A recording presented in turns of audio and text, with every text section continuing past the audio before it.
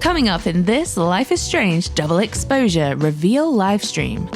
All you need to know about the game. Learn more about this thrilling supernatural murder mystery from Deck 9 developers Jonathan Stauder and Felice Kwan. There are no footprints, there's no weapon. Police are completely stumped as to how it could have happened. Discover Max Caulfield's incredible new ability to shift between two parallel timelines. Which comes in really handy when you're a detective and you want to eavesdrop and snoop and track suspects. Welcome Hannah Telle, the actor behind Max. She doesn't know what could happen. It could even kill her to try to use her powers again. Whoa. I mean, who knows? Yeah. And to cap it all off, our world premiere of extended gameplay. So get comfy, grab some snacks, and get ready to dive into this all-new adventure in the award-winning Life is Strange series. This is Life is Strange Double Exposure.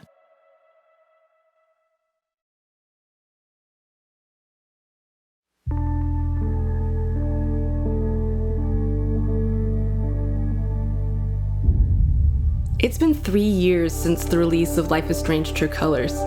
Since then, the team at Deck 9 Games have been hard at work on a game, a story and a world worthy of the return of Max Caulfield, beloved star of the very first Life is Strange. I've been here before.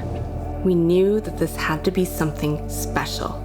We knew we had to respect the two unforgettable endings to the first chapter of Max's story, while also crafting something new.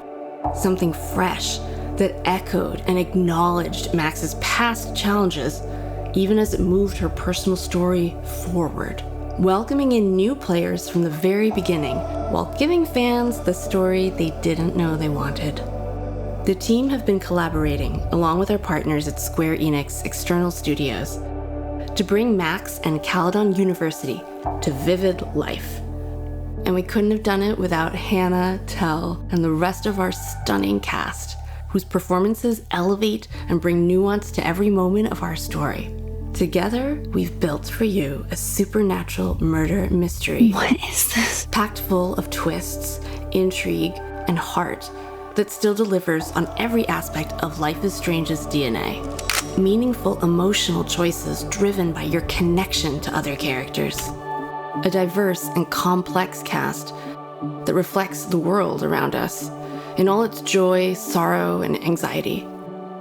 Romance, humor, and light even in the darkest of circumstances. For those of you who have played every Life is Strange to date, we can't wait to welcome you back. And for those of you curious about Max and her new adventure, we're delighted to have you join us. Welcome to our deep dive reveal of Life is Strange Double Exposure.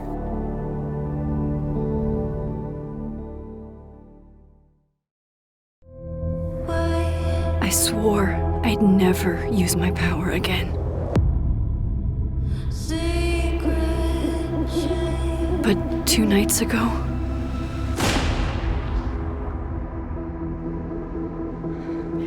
I found my friend's body in the woods.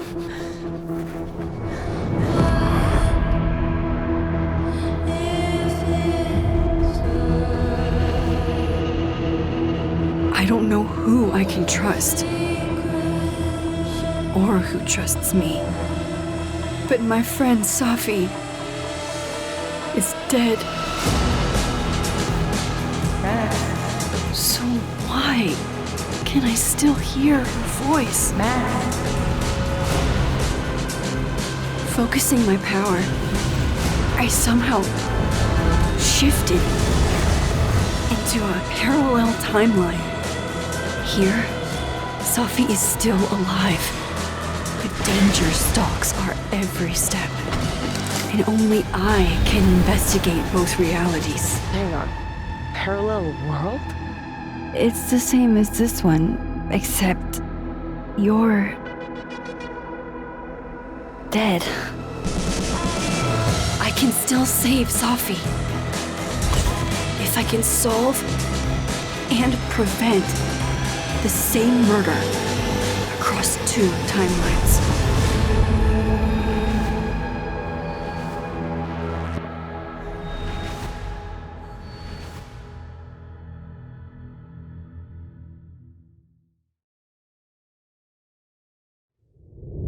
Life is Strange Double Exposure is a thrilling narrative adventure game where you investigate a supernatural murder mystery. You play as Max Caulfield, a photographer and artist in residence at Caledon University, a prestigious college in upstate Vermont. When Max's new best friend, Safi, is found murdered in mysterious circumstances, Max discovers she has the supernatural ability to shift back and forth between two timelines. In one timeline, Safi is dead, but in the other, she's still alive and still in danger. Oh shit. Max realizes the killer will soon strike again in both versions of reality. Max and the player will use her new shift power to explore two versions of this vivid winter campus. As you forge allies and pursue suspects across two versions of reality, you'll shape both timelines through your unforgettable choices. But it's a race against time. A relentless detective has Max in his sights, and Safi's killer grows closer with every clue uncovered. With Max's new power to shift between two timelines, can you solve and prevent the same murder? Wild, right?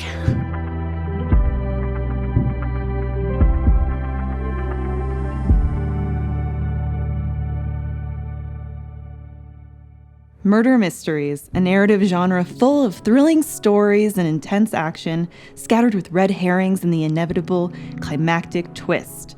But what happens when elements of the supernatural become involved, making the mystery at hand seemingly impossible to solve? And how do you write something so complex?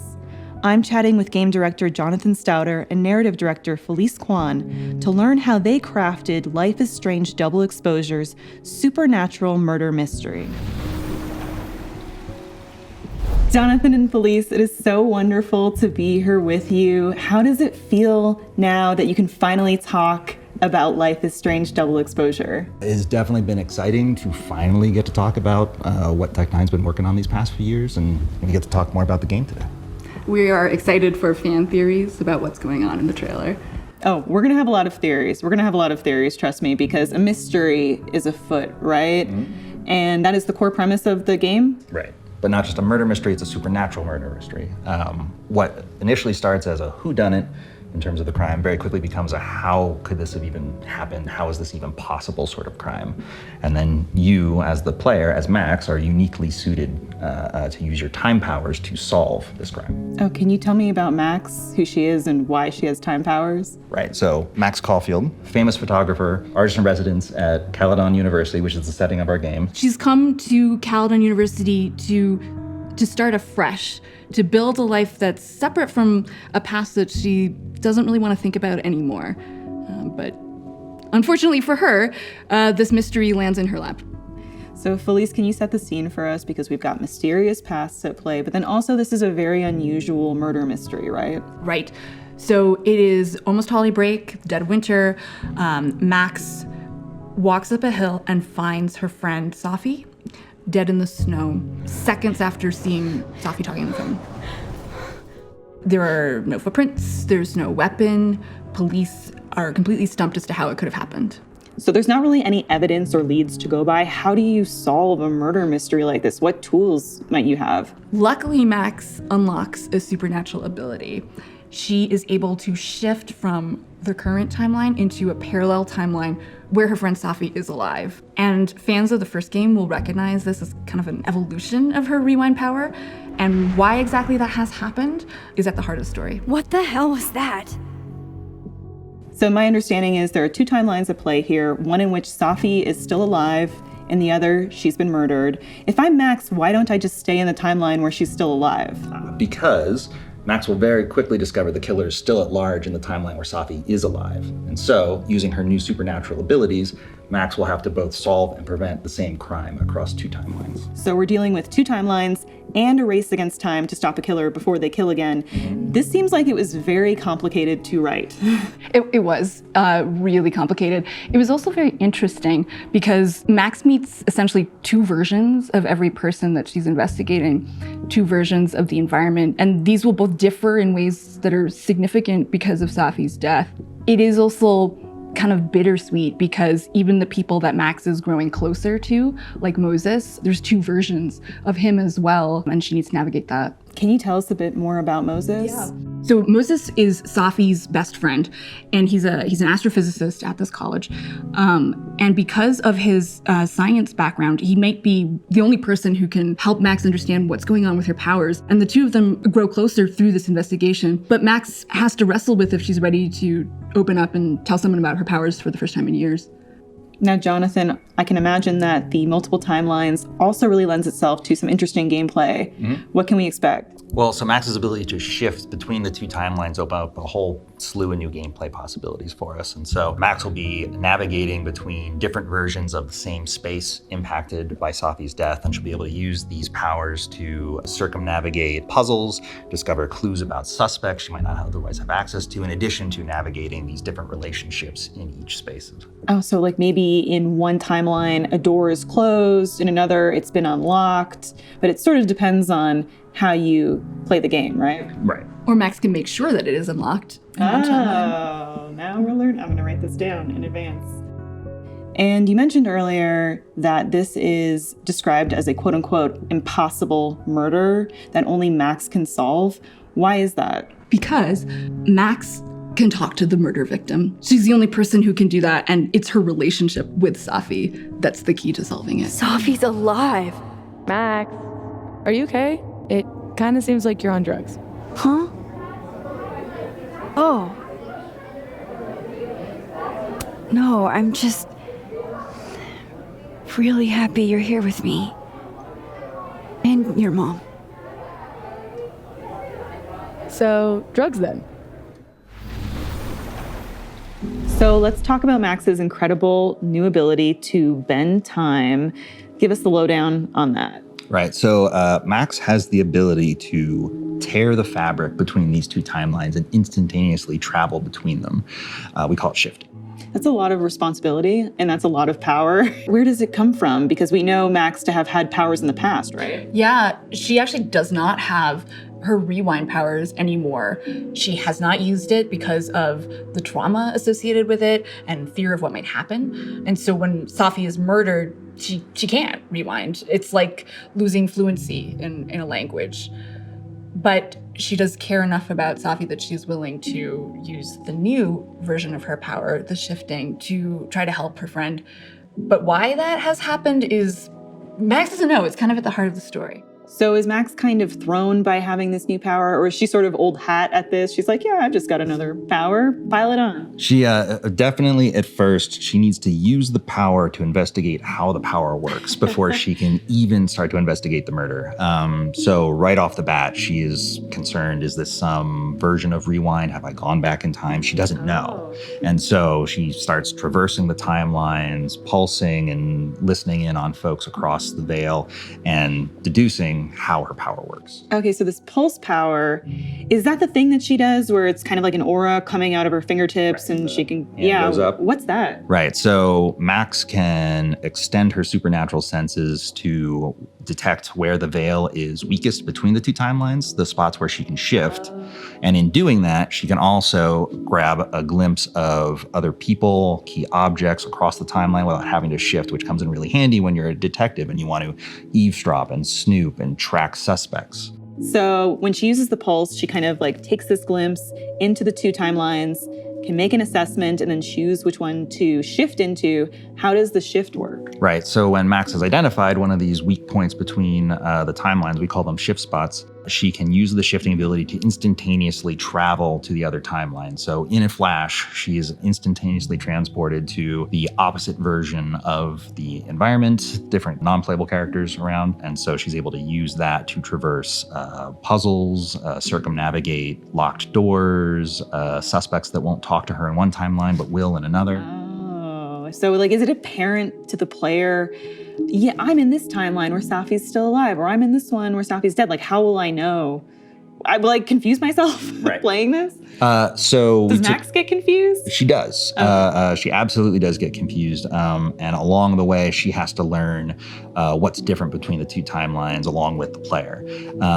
But Safi's death not just reverberates through the relationships on campus, but also through the environment. And we reflect this in different ways, different set dressing, different audio, different lighting. The weather patterns change. It's the butterfly effect. And so Safi's death has this immense impact that creates two distinctly different timelines. I do think that it will be really clear to both Max and the player where she's at. At the same time, she's juggling twice as many social interactions and twice as many clues. So she absolutely messes up. It's a lot of fun for Max to try to keep all of that straight. Right. So she'll have to keep an eye out for dialogue choices, because if you're not paying attention, you might stumble into Max being confused about the timeline. Whereas if you're on your game, you can avoid those little faux pas in a conversation. I'm sorry. I was being nosy. I don't know why. Probably just paranoid. You think? Jesus, Max. Get your shit together. And also, we're on a college campus, so she's supposed to be using this power to be solving a murder mystery, but I imagine there's probably also a lot of drama that filters through. And she's an artist in residence, so she's supposed to be this mentor figure to the students who are still there on holiday break. But at the same time, it would be really useful to manipulate these students to solve this mystery. So she is juggling a lot. So Max Caulfield, who has been so closed off for so long, now has to be like, okay, I have to juggle all these new social situations and put myself out there. It sounds like this is going to be a big learning experience for Max. Now I have more impossible questions than I had to begin with. I have to ask, because I'm just so curious, which came first, the idea for Max to have this timeline shifting power, or did your team just want to experiment with the idea of multiple timelines? We have been interested in multiple timelines for a while because of that gameplay possibilities. But I think it wasn't until we were exploring Max's story that it really clicked how we could do it in a way that felt absolutely intertwined with the emotional journey as well. And shifting and traversing the timelines is in the player's hands. You have to trust the player is going to do it. Yeah, the player over the course of the game is going to learn how to use this ability to navigate the environments, the relationships, and then at a certain point, we just trust the player to navigate and solve this mystery. When I woke up, Safi was gone forever. And now, I am in a whole new world of questions. What are these worlds? Timelines? Realities? Where did this new power come from? Is Rewind gone forever? Lucky for me, one question clearly takes priority. How do I protect the Safi I have left? Now, as a big fan, I am so happy that Hannah Telle is returning as Max. But for people who are new, players who are new to the Life is Strange franchise, do they have to go back and play all of the older titles? What's the point of entry for them? You don't have to at all. All of the Life is Strange games stand on their own and have their own story. And so for Life is Strange Double Exposure, players will have everything they need to understand the emotional context of Max's past, but it is a brand new location in a small college. There's new characters. You can absolutely start with this first game. Seems like Safi rubbed a few people the wrong way. How should I know? Go talk to somebody who's been here longer than 6 months. We do all know that Life is Strange is all about choices and the consequences of those choices, for better or worse. So for returning players like me, who made really hard decisions that we now have to live with, do we bring those with us to Life is Strange Double Exposure? Yes, so the returning players from Max's first adventure will remember that there's a massive decision to make at the end of that game, results in two very different endings. And it was really important at Deck 9, if we were going to make another Max adventure, that the game would have to respect both those endings. Life is Strange Double Exposure does that very thing.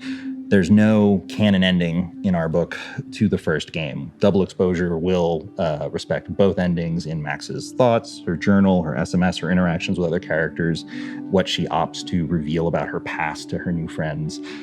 It's all reflective of that final choice. For all of us players who were racked with guilt making those tough decisions, who kind of crave making decisions like that again, will we have lots of those choices that keep us up at night playing Life is Strange Double Exposure? Yeah, Max will face a lot of tough decisions. It's kind of her thing. Perfect. That's what I want. Bring it on. And so it's been so long since the original game came out.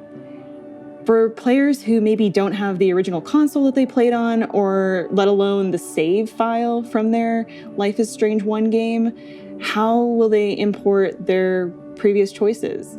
So Safi and Max will have a conversation that's pretty early on in the game, and Arcadia Bay just comes up naturally in that conversation. So players can remake the choice then, or they could try the other way. Okay, so it sounds like Safi is kind of like a little interrogation there with Max. Safi's very curious about Max because Max is generally pretty closed off, and Safi knows there's something interesting there. Okay, so that's where we're going to see this backstory come into play. Very, very cool. So it sounds like new players are all good to go. Mm-hmm. Yeah, 100%. It was very important to us that for folks entirely brand new to the franchise and brand new to Max Caulfield as a character, that everything they need to know about her is right there in Life is Strange Double Exposure. And then for returning players, we absolutely honor the biggest, most impactful decision you're going to remember from that first game and carry that forward so you can see how that plays out in Max's latest adventure.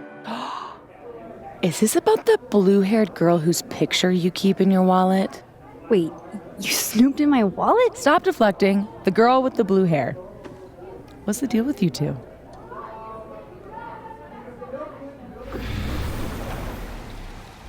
Next up, we speak to Hannah Telle, the iconic voice of Max Caulfield. And be sure to stick around because in less than 10 minutes, we'll showcase an extended look at new Life is Strange Double Exposure gameplay for the very first time. You don't want to miss it.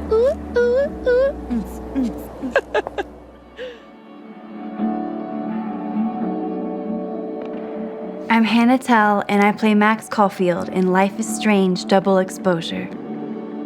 Hannah, I'm so thrilled that you are back as Max Caulfield in Life is Strange Double Exposure. This is what we've been waiting for. How does it feel for you to return to Max? Probably a lot of emotions, underplay. Yeah, so many emotions. It's an incredible feeling, and in a certain way, it feels like I'm coming home. I love Max so much, and we have so much in common. And my experience playing her the first time around was so formative in my life. It's a real honor to get to come back and expand on her story. How did things feel this time around versus portraying the character in 2015?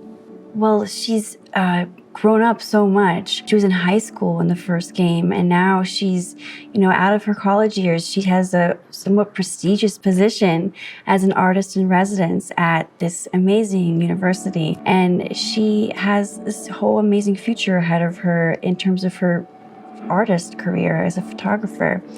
And I think that that's really given her a sense of purpose that's motivated her to kind of shed some of the shyness, parts of her introversion that held her back. I think that she's kind of grown out of that. She's more comfortable with who she is, and she feels like, hey, this is who I'm supposed to be. Be safe, yeah?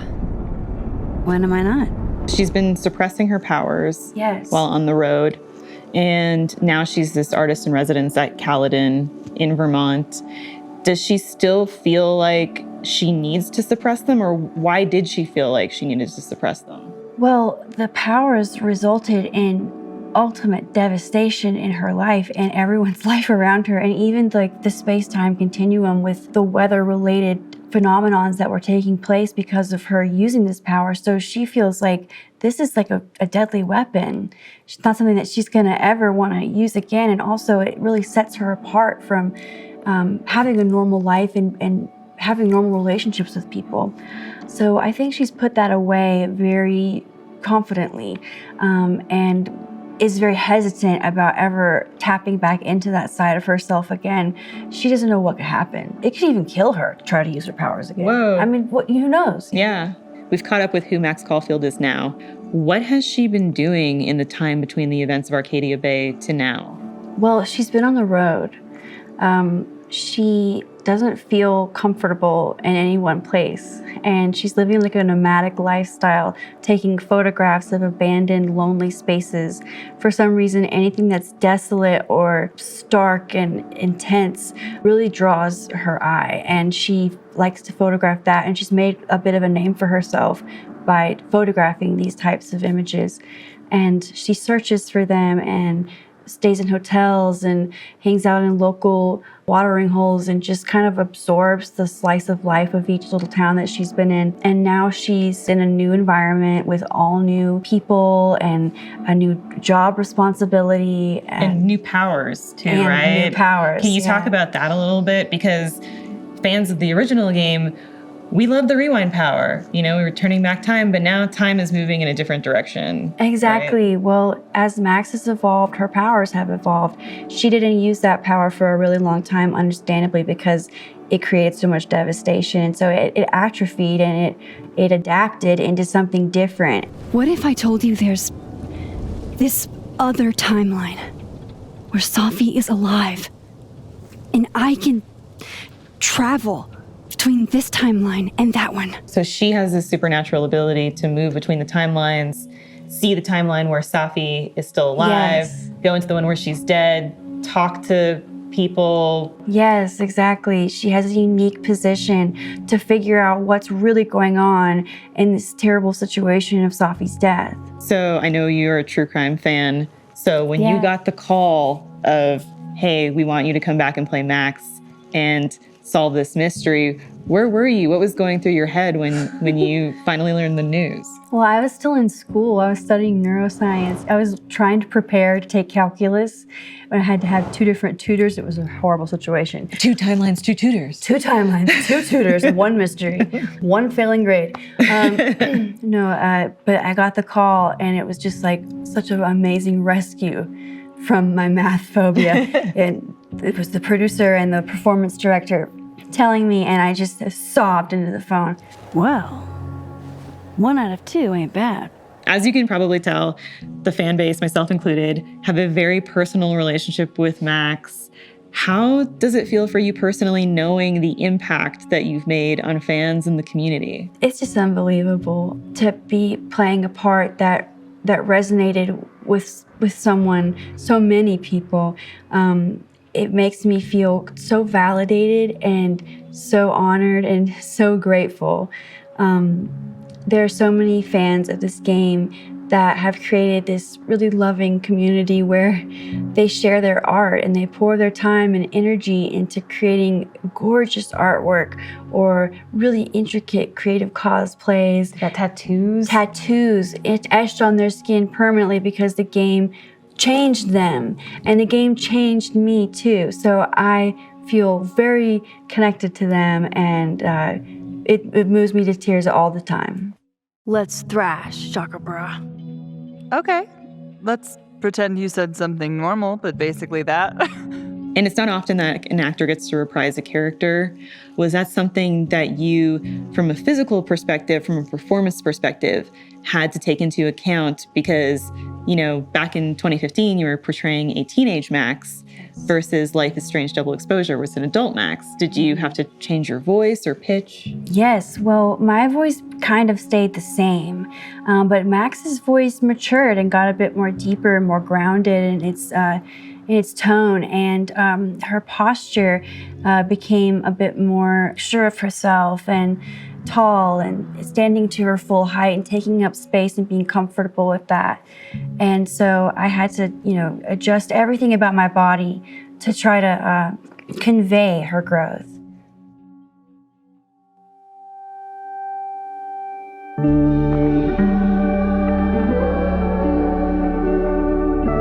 And now we're proud to present an extended look at the gameplay from Life is Strange Double Exposure.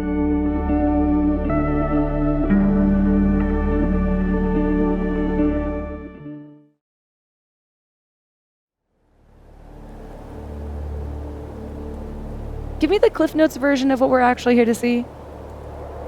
A bunch of little pieces of a shattered asteroid. From 11 million miles away. This is what I get for introducing you to. Wow. So, should we be worried about this crazy asteroid hitting Earth? Not in our lifetime. And it'll probably disintegrate before it reaches the surface. All right, Max. You have 24 hours before the world ends. What would you do? Oh, I'm documenting that shit. Can you imagine how cool an apocalypse photo set would be? Oh my god, this again? Nobody would see it. I'm telling you, art requires an audience. Otherwise, it's just... Okay, jeez. Agree to disagree. Awful quiet over there, Murph. Don't want to weigh in? Oh, I wasn't listening. But, hey, looks like the equipment's working. Eek, why am I not at home wrapped up in a blanket burrito right now?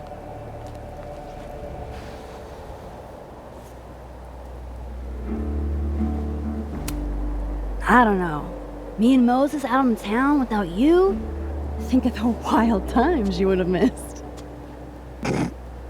Lakeport's most notorious party animals. Bow, bow, bow, bow. Ooh, ooh, ooh.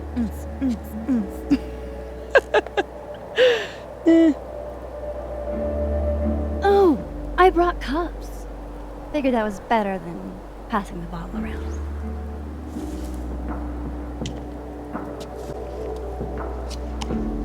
This is the best you could do? I don't work in this building. Don't blame me for the astronomy department's bad taste. Mine says, I'm the world's horniest grandma. Grab a mug, Max.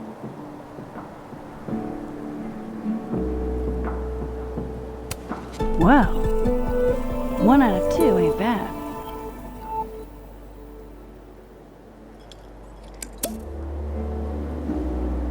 I have some good news. It's big, but I can't tell you what it is.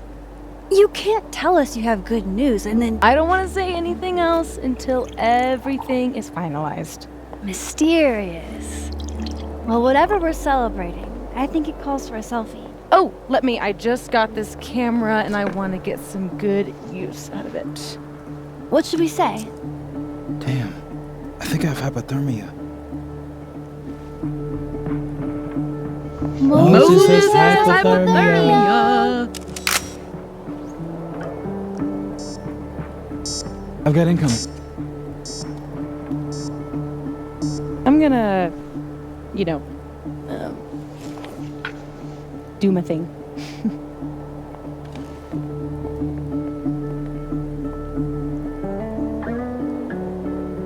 Good news, huh? You two and your secrets. How you ever hold a conversation with each other is beyond me.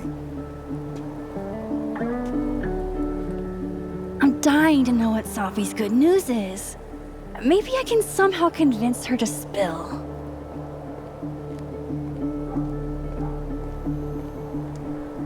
I love how Moses always looks so passionate about his work, even when he's just crunching numbers. Hey, Moses, casually lean on the telescope. I might knock it over. Pretend.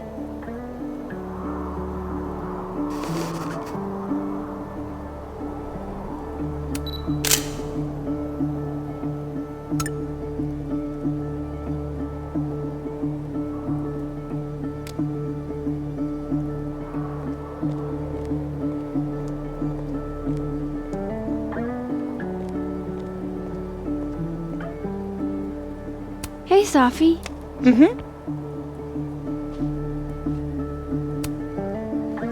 Find anything poemable? The moon? Kind of. Though I'd hardly be the first. Carl Sandburg called it a friend for the lonesome to talk to. Pretty. I haven't seen a moon this bright outside of Oregon. Oh, a Max biography nugget. Those are rare. You never really talk about why you came here. You already know. Your mom threw me a lifeline, pulled me out of freelance hell. One of these days, I'm gonna find out what you're running from, Max Caulfield. That's a promise. Okay, spill. What's the news? No chance. That vault is closed. You're killing me here. Are you really gonna keep secrets from your dear friend Max? You're one to talk, my dear.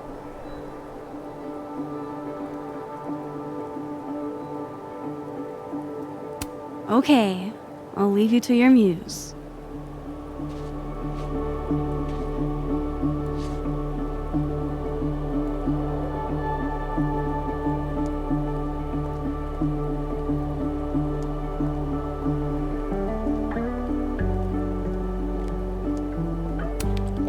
Hey, Moses. Doesn't some small part of you want to know what Safi's good news is?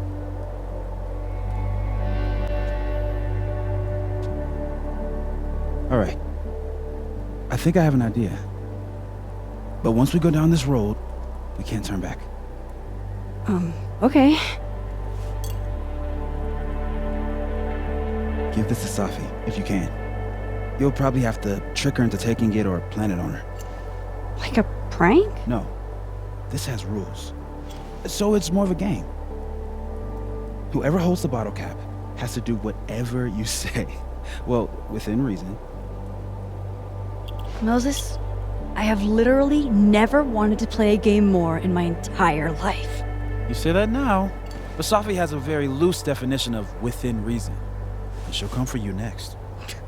Okay, wish me luck.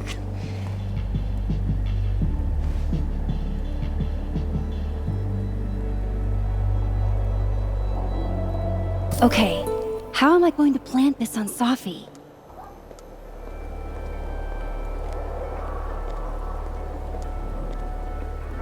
Since Safi hasn't quit smoking yet, maybe I can use it to my advantage. I'm not above relaxing my principles to give Safi that bottle cap. There might be some other hiding places up here that could work. Could I hide the bottle cap in a snowball? Not sure I want to rely on my aim. I'd only get one shot. Safi eats these when she can't slip away for a smoke. It'd be totally normal for me to offer her one.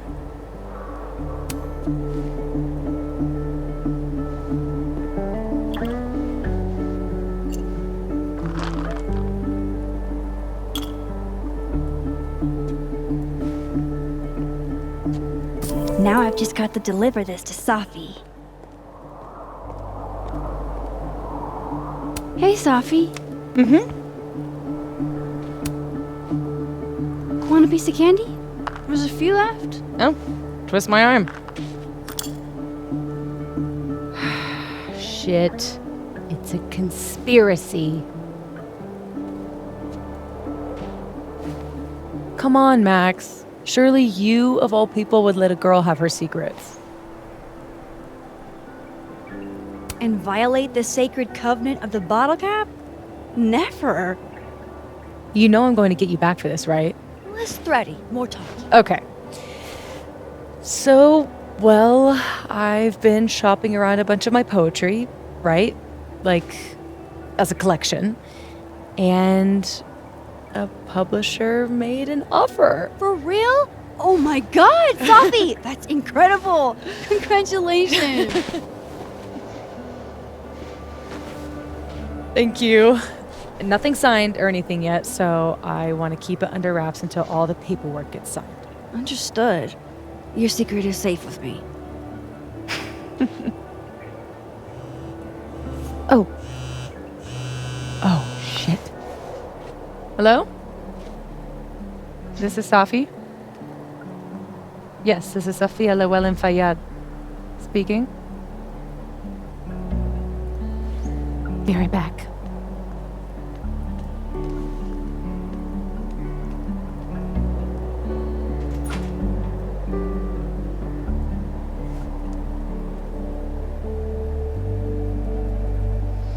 So, would you really take pictures of the end of the world? Yeah. Think about it. I take photos of empty buildings. An empty planet? That's next level. Okay. But it's like Safi said, nobody is ever going to see them.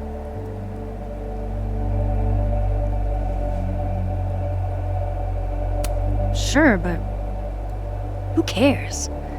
I take a lot of photos nobody ever sees. I want to go out doing something I'm good at, you know?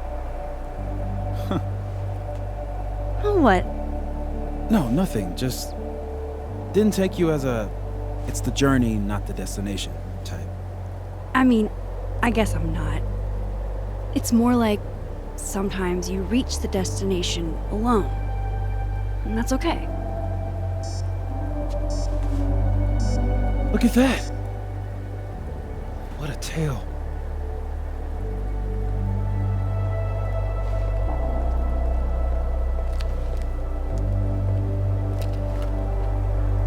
Moses was right. This is awesome.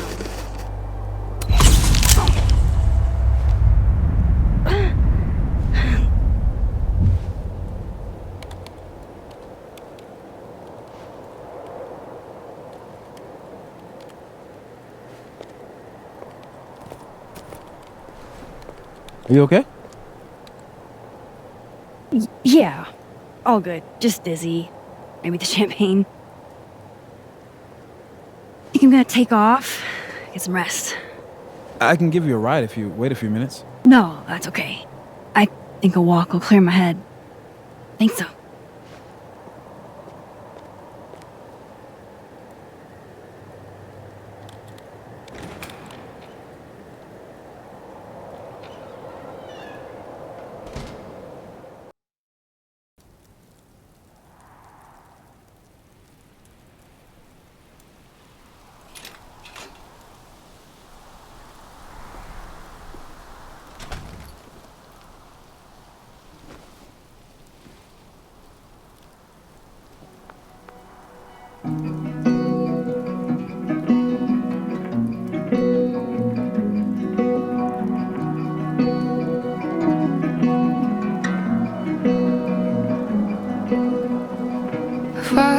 I'm glad Moses invited me out tonight. I can't recall exactly how you came into my life at all. It seems you always. Caledon's a beautiful campus, but it's even better when it snows. Just waiting to suddenly appear. Call me crazy, but I know that's everything I know. What a perfect night for walking home. I'll just catch up with Safi tomorrow. I promise this is what you want. Safi's chain smoking again? Wonder what that call was about. Please don't wake me up. Wow, Safi. What did Mr. Snowman ever do to you?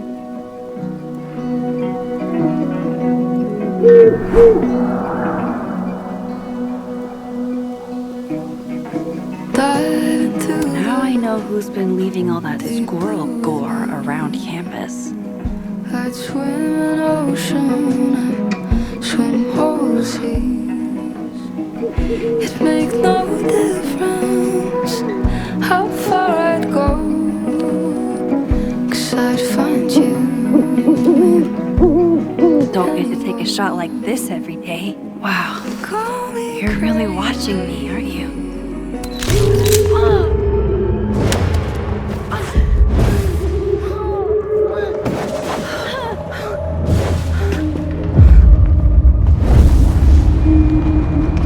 This is not a test. Max! The emergency broadcast system is now in effect. I caused this! I caused all of this!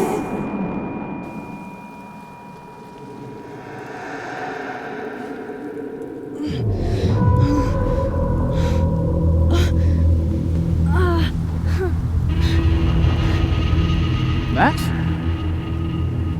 Hey, are you okay? Something's wrong. Sophie. Hey! Come back!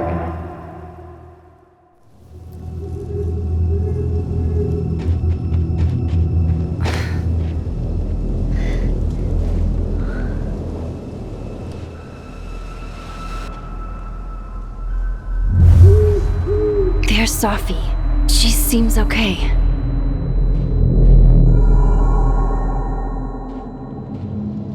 I feel like I should check on her anyway. Better safe than sorry.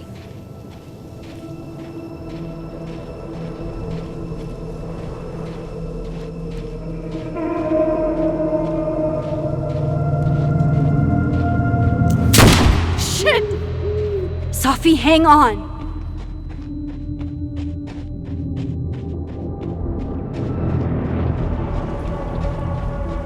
Oh, Sophie's fine. For a moment, I thought...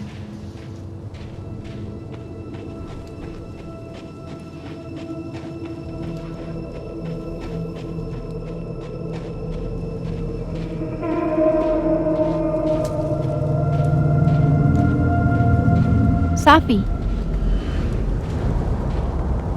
Sophie? Hey, you okay?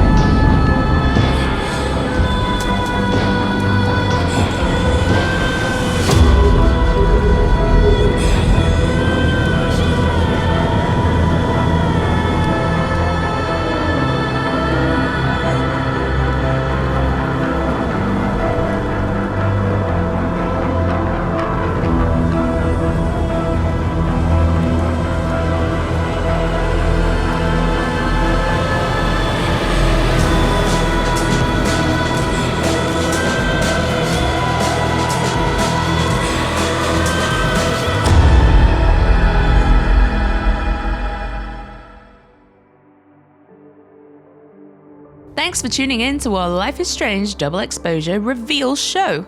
You can pre-order the game now for release on October 29th, 2024. Yep, that's literally just a few months away. I have literally never wanted to play a game more in my entire life.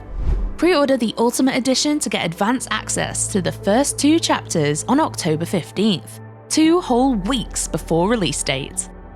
You'll also receive 5 outfit packs: Spooky, Decades, Final Fantasy VII, Fan Favorite, and Paw Prints, as well as exclusive cat content.